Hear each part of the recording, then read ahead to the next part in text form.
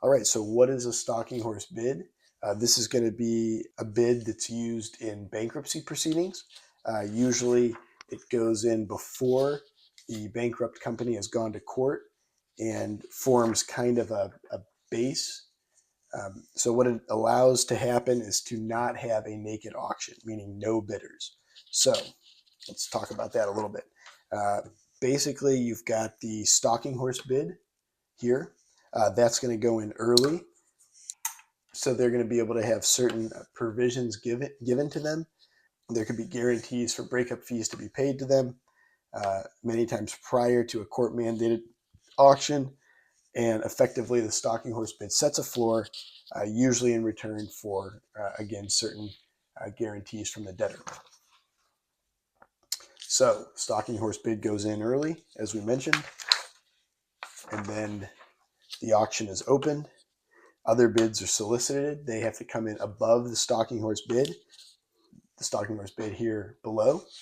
If the stalking horse bid is outbid at auction, there's breakup fees and or due diligence fees that could be awarded to this stalking horse bidder in lieu of actually winning.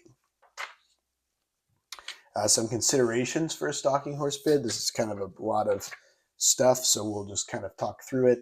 The method of payment for the breakup fee, need to figure out what that is if necessary.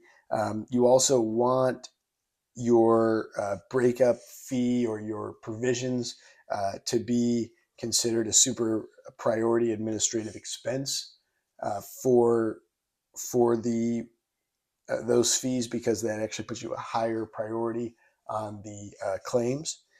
And then all provisions regarding the stalking horse bid breakup fee and provision should be written in to survive the termination of the asset purchase agreement. Um, so now we'll talk about when stalking horse bids have been used. So an example of stalking horse bid being used was the Texas Rangers baseball team. The team was running negative cash flow actually since Tom Hicks purchased it, and he had fed another $100 million in to kind of stem the cash flow issues. But in 2010, he decided to put the team into bankruptcy. As he put the team into bankruptcy, he had already been in discussions with the Greenberg Ryan Group, and their bid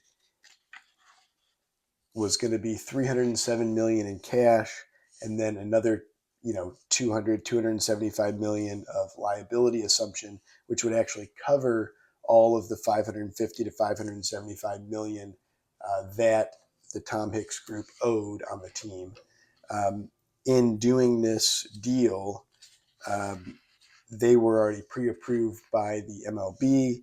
They were a favorable deal with Tom Hicks, and then the team went into bankruptcy in May of 2010.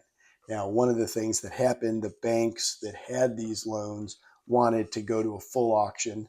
The Hicks Group and the Greenberg Ryan Group wanted a packaged bankruptcy where it pushed through very quickly because the debtors were fulfilled in full, but the debtors thought maybe we can get more than this 550, 575. So instead of just being this pure winning bid, the Greenberg Ryan Group became a stalking horse bid at the 375 million of cash. That was the floor because the other part was the assumption of the liability. So the 307 million became the stalking horse bid floor, and it went to auction. And if they didn't win, they would get a $15 million breakup fee. So that's an example of a stalking horse bid used in the Texas Rangers baseball team bankruptcy. So I hope that helps. Thank you very much.